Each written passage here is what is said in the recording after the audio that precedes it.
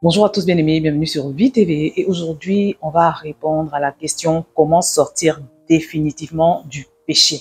Le péché c'est vraiment un problème chronique chez beaucoup de personnes et c'est problématique parce que comme nous allons le voir dans les minutes qui suivent, quand tu ne vis pas dans l'obéissance, Dieu considère que tu ne l'aimes pas. Je ne sais pas si tu as lu le livre sur les langages d'amour. Un langage d'amour c'est, on va dire, quand tu es dans un couple avec une femme par exemple, c'est les choses que tu fais qui, pour elle, représentent des preuves d'amour, prouvent que tu l'aimes véritablement. Voilà. Donc, Dieu également a son langage d'amour.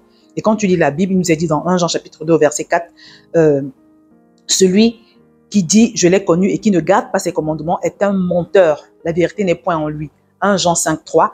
Car l'amour de Dieu consiste à garder ses commandements et ses commandements ne sont pas pénibles. On va lire un dernier verset, Jean chapitre 4, verset 15. Si vous m'aimez, gardez mes commandements. Donc pour le Seigneur, tu peux faire tellement de choses. Tu peux servir avec zèle dans l'église. C'est-à-dire c'est toi qu'on connaît comme le chantre international ou bien je ne sais pas dans quel département tu peux servir. Tu peux être très actif, c'est-à-dire que tu n'es jamais chez toi. Tu es toujours dans la maison de Dieu parce que le zèle de la maison de Dieu te dévore. Mais si tu ne vis pas dans l'obéissance, Dieu considère que tu ne l'aimes pas. Et c'est très grave. Et dans les minutes qui suivent, on va également voir comment le péché, le défaut d'obéissance est un véritable obstacle. Il y a beaucoup de gens qui prient beaucoup. C'est des hommes de prière, c'est des femmes de prière, mais ils prient dans la désobéissance, donc ils prient des prières totalement inefficaces. Voilà. Et c'est pourquoi la Bible nous dit par exemple que Hébreux chapitre 12 au verset 14, recherchez la paix avec tous et la sanctification sans laquelle personne ne verra le Seigneur. Le verset 15 nous dit, écoutez très bien, veillez à ce que nul ne se prive de la grâce de Dieu, à ce qu'aucune racine d'amertume poussant des rejetons ne produise du trouble et que plusieurs n'en soient infectés. Voilà. Donc, ce passage est clair. Il nous invite à ne pas nous priver inutilement de la grâce de Dieu. Donc, c'est possible par ton style de vie, par ton manque d'obéissance, de te priver de la grâce de Dieu. Et souvent, malheureusement, les gens font comme si c'est une question de prière. C'est-à-dire que j'ai des obstacles dans ma vie, j'arrive pas à atteindre tel objectif. Il faut simplement que je prie plus efficacement. Mais en fait, prier efficacement, c'est d'abord et avant tout prier dans l'obéissance. Avant d'aller plus loin, si tu n'as jamais participé au cours 5 semaines pour sortir de la frustration, c'est l'opportunité pour toi justement de permettre au Saint-Esprit de changer ta vie, de révolutionner ta vie parce que la prochaine session se déroule le 13 septembre prochain. Inscris-toi rapidement, je vais te mettre le lien en bas de cette vidéo. Vous savez, quand j'étais adolescente, je me rappelle que j'avais fait une hypocalcémie. Je ne sais pas si vous savez ce que c'est. Une hypocalcémie, c'est quand ton taux de calcium baisse. Et chez moi, c'était très grave. Et c'était tellement grave. J'avais 17 ans. Hein. Je me rappelle que je m'étais évanouie 3 fois dans la matinée, en une seule matinée. Donc, à chaque fois, voilà, je m'écroulais. La première fois, je me rappelle que mon frère revenait d'un anniversaire. Il a sonné je sais pas quelle heure il était, mais il faisait encore nuit. Et je me suis levée pour aller ouvrir et après, je me rappelle plus. Il paraît que je me suis écroulée devant la porte.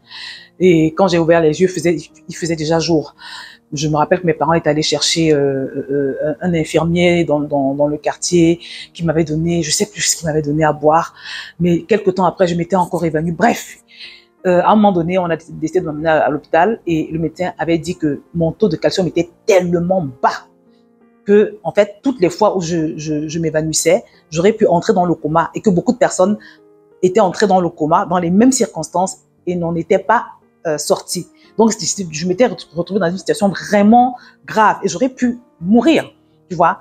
Donc, un jour, le Seigneur a utilisé cette anecdote-là pour me faire comprendre que de la même manière que physiquement, j'étais tombée plusieurs fois parce que je n'avais pas ce qu'il faut. Je n'étais pas au point en ce qui concerne les nutriments, d'accord, sur le plan physique.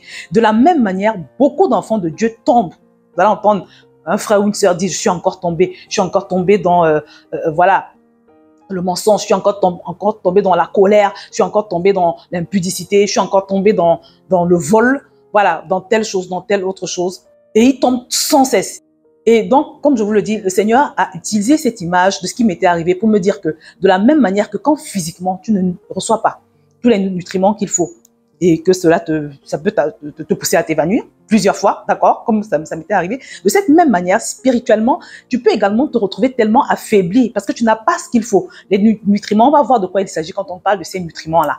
Quand tu n'as pas les nutriments de Dieu que Dieu donne, qu'il nous met à disposition, tu tombes et tu retombes. Donc, en fait, vivre sans péché, c'est-à-dire vivre une vie de sainteté, c'est beaucoup plus une affaire d'affermissement.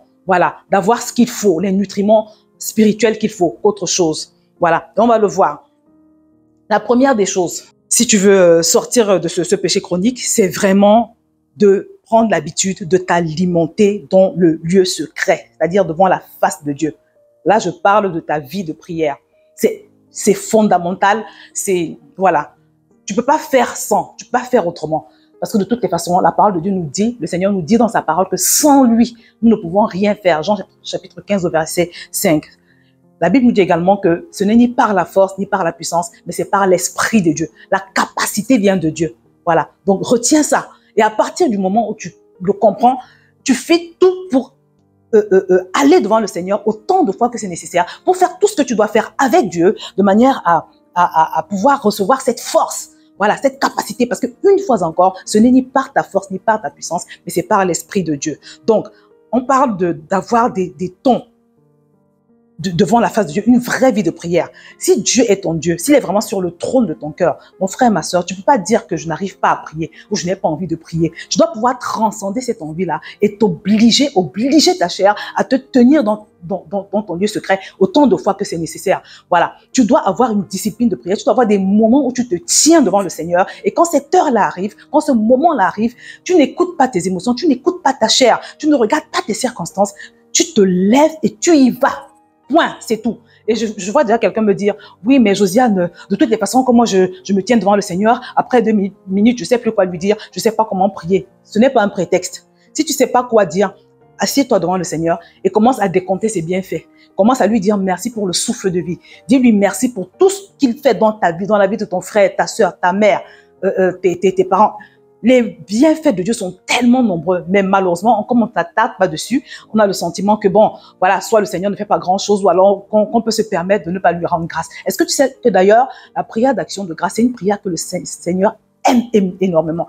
C'est quand tu célèbres le Seigneur, quand tu le loues par des paroles ou par des chants simplement, tu attires le Saint-Esprit. Et c'est pour ça que la Bible nous dit que Dieu siège au milieu de la louange de son peuple. Et pendant que tu adores le Seigneur, tu vas voir à un moment donné, pendant que tu le célèbres, pendant que tu peux même mettre une adoration, tu vois, ça c'est un secret que je te donne, hein. C'est un puissant moyen d'avoir la présence de Dieu, de pouvoir se retrouver entraîné dans la prière, de mettre une adoration puissante, pas n'importe laquelle. Voilà. Et pendant que l'artiste chante, tu peux mettre tes propres paroles en disant au Seigneur tout ce que tu as envie de lui dire comme remerciement. Ça, c'est des choses que le Seigneur apprécie énormément. Et à un moment donné, tu vas avoir la présence de Dieu pendant ton temps de prière. Et très fort probablement, le Saint-Esprit va entrer en scène et prendre le contrôle de ta prière. Et c'est comme ça que tu vas te retrouver en train de faire des prières inspirées. Voilà, parce que la vérité, c'est que la prière la plus efficace, c'est la prière qui est conduite par le Saint-Esprit. Il peut te pousser à prier voilà, par rapport à tes besoins. Il peut te pousser à passer tout ton temps, le temps que tu avais prévu pour la prière, dans l'adoration, à chanter, à adorer, à le célébrer. Il peut te pousser à intercéder pour un ami qui passe par une situation difficile, pour tes parents, pour une situation, pour une autre, pour les âmes perdues, par exemple. Il peut te pousser à intercéder pour ce péché-là, par exemple. Dans ton temps de prière, à un moment donné, tu peux aussi être poussé à faire des proclamations, des déclarations sur la base des versets bibliques. Mais mon point est de te dire, de cultiver l'habitude d'aller devant la face de Dieu, d'avoir une discipline de prière. Tu vois, c'est très important. Le Seigneur nous dit en Matthieu chapitre 26, au verset 41, « Veillez et priez afin que vous ne tombiez pas dans la tentation. L'esprit est bien disposé, mais la chair est faible. » Veillez et priez afin que vous ne tombiez pas dans la tentation. Cela nous montre que, en fait, c'est quand tu as cette vie de prière, en plus de veiller, on va le voir, voilà, on va voir ce qu'il y a dans veiller. C'est quand tu as cette vie de prière que tu te retrouves fortifié par le Seigneur, par la présence de Dieu. D'accord? Et c'est cette force-là qui te permet de résister. Bon, là, on a dit tout à l'heure que être solide spirituellement, ne pas être quelqu'un qui tombe et qui retombe tout le temps, c'est plus une question d'affermissement, d'accord? Qu'autre chose. C'est-à-dire qu'il faut que tu sois fort. Et qu'est-ce qui te donne cette force-là? C'est Dieu lui-même. Voilà. D'accord? Dans la prière. Parce que quand tu pries, tu reçois un transfert. Au fur et à mesure que la présence de Dieu se manifeste, au fur et à mesure de tes visitations divines au travers de la présence de Dieu, tu vas te rendre compte qu'il y a quelque chose qui se passe. Il y a quelque chose qui se passe en toi. Je vais te mettre en bas de cette vidéo un lien d'un article où je partage ces choses en détail. Maintenant, la deuxième chose à faire, c'est vraiment de t'alimenter par une vie de méditation de la parole de Dieu. On a dit que la première des choses, c'est avoir une vie de prière, une discipline de prière. Et bannir oh, aujourd'hui, j'ai pas envie de prier, oh, je n'arrive pas. Bannir tous ces prétextes-là. Te tenir devant le Seigneur autant de fois que c'est nécessaire, autant que faire se peut d'ailleurs, je dirais. Donc, une vie de méditation de la parole. La Bible nous dit ceci. Comment le jeune homme rendra-t-il pur son sentier? En se conformant à ta parole. Psaume 119, 9. Donc, le Seigneur est en train de te dire que si tu veux purifier tes voies, d'accord, si tu veux changer de vie, si tu veux être transformé, il faut que tu te conformes à la parole. Mais tu ne peux pas te conformer à une parole que tu ne connais pas. Tu ne peux pas te conformer à une parole à qui tu n'as pas donné l'opportunité d'entrer en toi, tu vois. Donc, c'est pour ça qu'il faut que tu aies également des temps de méditation de la parole, des temps où tu es vraiment devant le Seigneur en train de manger sa parole, en fait. Et moi, je te recommande de beaucoup insister sur des versets en lien avec ce péché chronique dans ta vie, tu vois. Ce que je te dis est très important. N'hésite pas à donner des rendez-vous au Saint-Esprit. Moi, c'est souvent ce que je fais, hein. C'est puissant d'ailleurs. J'en ai parlé sur ma chaîne Ma vie avec le Saint-Esprit. Donner des rendez-vous au Seigneur. Donner des rendez-vous au Seigneur. Quand tu le fais, mon frère et ma sœur, le Seigneur est là. Et tu vis des expériences glorieuses avec lui. Voilà. Donc, c'est un rendez-vous où tu vas te mettre devant ta Bible. Devant ta Bible, moi, je te recommande la Bible, soit la Bible, ou alors si tu n'as pas le logiciel, simplement, tu tapes le mot-clé. Imaginons que tu as un challenge avec l'impudicité. Tu vois, tu vas taper le mot-clé verset sur l'impudicité. Voilà. Et avant de commencer cette méditation, mon frère et ma sœur, tu demandes d'abord au Saint-Esprit de t'aider, c'est-à-dire comment je peux dire, de te révéler ces versets. Parce que ce qui fait souvent que les gens connaissent la parole, mais n'arrivent pas à la mettre en pratique, c'est que cette parole reste dans leur cerveau.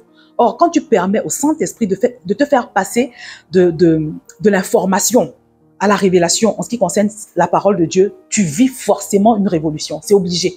Voilà. Parce que la Bible nous dit que la lettre tue, mais l'esprit vivifie. Donc, c'est le Saint-Esprit qui t'aide à comprendre la parole de Dieu. C'est lui qui t'apporte la révélation concernant cette parole, en sachant que c'est la révélation qui a franchi. N'hésite pas à avoir des moments comme ça où tu multiplies des études bibliques, voilà, en fonction en insistant sur les défis que tu traverses, sur ce péché ou ces péchés qui t'empêchent d'avancer avec Dieu.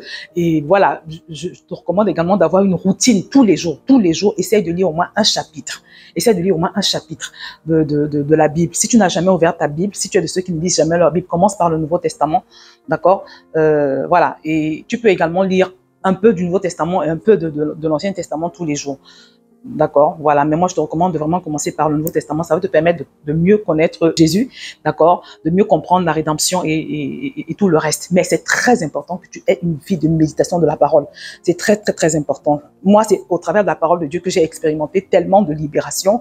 Bon, je le partage dans mon livre, hein, et sur plusieurs autres plateformes.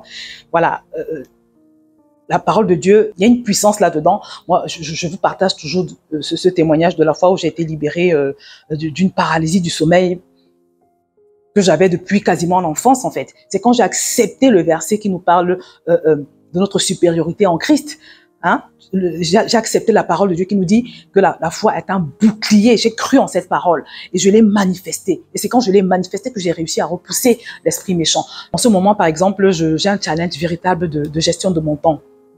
Et vous savez, quand tu ne gères pas bien ton temps, tu te retrouves, et c'est mon cas, en retard par rapport à beaucoup de choses que Dieu te demande de faire. Et ça également, c'est un péché. Parce que contrairement à ce que beaucoup de gens s'imaginent, le péché, c'est pas simplement, mentir, voler, forniquer. Non, non, non.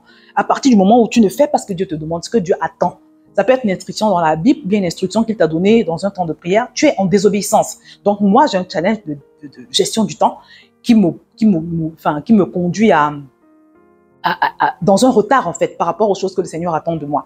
J'ai 2 livres qui devraient déjà être sortis et qui sont pas, bon, c'est vrai que j'y travaille, d'accord, je vais essayer d'accélérer encore, mais juste pour vous dire que j'ai un challenge de gestion du temps. Et qu'est-ce que je fais?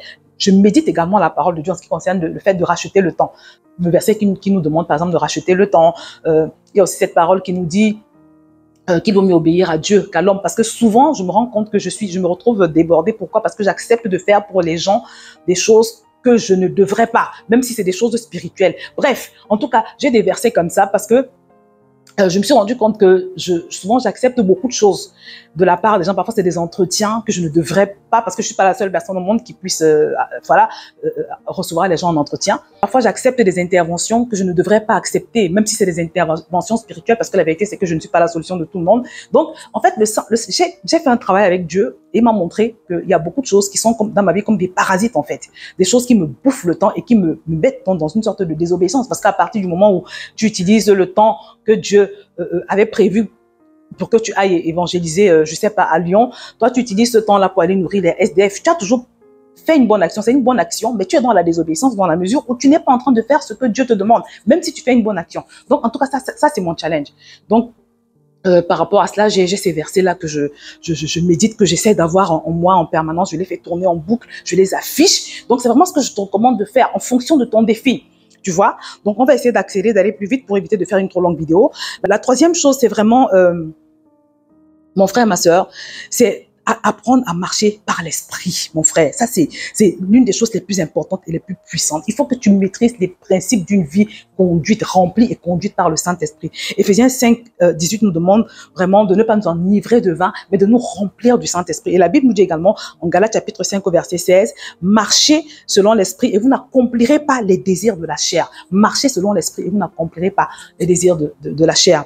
La version Semeur nous dit, laissez le Saint-Esprit diriger votre vie et vous n'obéirez pas aux désirs qui animent l'homme livré à lui-même. Donc ça, en fait, c'est clair. C'est clair. C'est un secret tellement fort et puissant que j'ai écrit tout un livre là-dessus. Je te recommande d'ailleurs de le prendre, 21 jours pour apprendre à marcher avec Dieu par le Saint-Esprit, parce qu'en plus, si tu le prends, tu pourras participer gratuitement à notre challenge, 21 jours synchronisés avec le Saint-Esprit, qui fait partie de la formation qui commence le 13 septembre. Le challenge fait partie d'un exercice de l'un des chapitres. Voilà. Mais au moins, tu pourras le faire gratuitement. Donc, je te recommande vraiment le livre parce que ça va t'aider, ça va te booster et ça va te transformer, ça va te révolutionner. Donc, tu dois cesser d'ignorer le Saint-Esprit, développer ta sensibilité au Saint-Esprit, développer ta conscience de Dieu. Voilà. Parce que plus tu es conscient de Dieu, plus tu es sensible au Saint-Esprit, plus tu vas te rendre compte que non seulement il y a des choses que tu vas plus faire. Parce que quand tu crois véritablement que Dieu est avec toi, quand tu matérialises sa présence, mon frère, il y a des paroles même qui ne peuvent plus sortir de ta bouche. Il y a des endroits où tu ne peux plus aller. Il y a des choses qui vont s'éliminer de ta vie d'office comme ça. C'est puissant. Et plus tu vas donc haïr ces choses, plus tu vas te séparer de ces choses, plus le Saint-Esprit comment je peux dire, il y aura un rapprochement. Tu vas devenir sensible. Il y a une intimité qui va se créer. Et il va te remplir également, il va te remplir. Tu vas te rendre compte que tu as plus de maîtrise de soi, tu as plus de calme. Tu vas te rendre compte que le fruit de l'esprit sera davantage développé et davantage formé en toi. Et ça va te propulser dans une autre dimension. Voilà, c'est très, très, très puissant. De toutes les façons, tu peux aussi consulter le lien que je vais te mettre en bas sur mes enseignements sur comment entendre Dieu et toutes mes autres exhortations sur le Saint-Esprit, mais c'est indispensable que tu apprennes à marcher avec le Saint-Esprit, parce qu'il est venu pour nous aider. Il est l'aide que Jésus nous a laissée quand il partait. Donc, tu dois apprendre, tu dois cultiver ta relation avec le Saint-Esprit. Troisièmement, on a dit que la première chose, c'est vraiment d'avoir une vie de prière, d'accord, avec laquelle tu ne joues pas. Deuxièmement, avoir une vie de méditation de la parole, de visualisation, de proclamation, voilà, des versets que tu affiches partout. Troisièmement, une relation avec le Saint-Esprit. Et enfin, tu dois également t'alimenter ou si tu veux t'affermir en t'exposant à des compagnies et à des circonstances qui te rapprochent de Dieu et en te déconnectant de celles qui t'en éloignent. Ça veut dire quoi? Même la Bible nous dit que les mauvaises compagnies corrompent les bonnes mœurs. Tu dois faire attention à qui tu fréquentes. Vraiment les choses auxquelles tu t'exposes, les personnes auxquelles tu t'exposes. Voilà, c'est très important parce que la contagion est très facile. Hein? Donc, tu dois veiller là-dessus. D'accord? Tout ce qui est occasion de péché, ton ancien copain, là, arrête de le fréquenter, arrête même de l'appeler. Voilà. Ou si tu es fiancé, arrêtez de vous voir dans des lieux clos. Quand vous faites ça, vraiment, la Bible nous demande de ne pas favoriser les occasions de chute. Si tu sais que ta main est une occasion de chute pour toi, la Bible te demande de la couper. En d'autres termes, à chaque fois que tu as identifié une personne ou une circonstance comme une occasion de chute pour toi, quelque chose qui te fait plonger dans le péché, sépare-toi fermement de cette chose. Voilà. Donc, il faut que tu sois ferme. C'est très important ce que je te partage, tu vois. C'est pour ça que David disait, par exemple, au psaume 119, verset 63, je crois, « Je suis l'ami de tous ceux qui te craignent et qui se conforment à tes décrets. » Voilà. Donc, privilégie des personnes qui vont te booster, des personnes qui aiment Dieu, des personnes qui sont passionnées par le Seigneur, des personnes qui aspirent à une vie de sainteté. Voilà. Là, si tu as des amis comme ça, tu vas voir comment tu vas croître. Voilà, trouve-toi une bonne église où tu vas recevoir des bons enseignements, où tu vas avoir des amis pieux, voilà, qui aiment le Seigneur. Crée un environnement propice à ta vie de sainteté, à la vie de sainteté à laquelle tu aspires. Voilà, fais aussi attention à ce que tu écoutes, les choses que tu écoutes, les musiques, les enseignements, ce que tu peux regarder à la télé, ce que tu peux lire. Fais un tri pour éloigner au maximum les occasions de chute et privilégie tout ce qui peut t'enrichir spirituellement parce que c'est comme ça que tu vas t'affermir.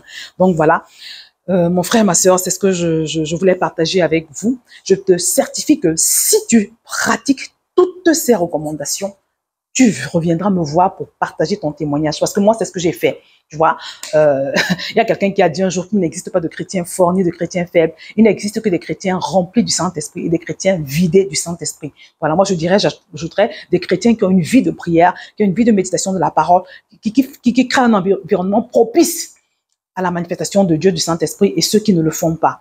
Tu vois, donc voilà. Mon frère, ma soeur, je te souhaite beaucoup de courage. Je sais que tu peux y arriver. Je crois que tu peux y arriver. Je vais donc m'arrêter là en t'encourageant vivement à partager cette vidéo parce que c'est un sujet qui est très important.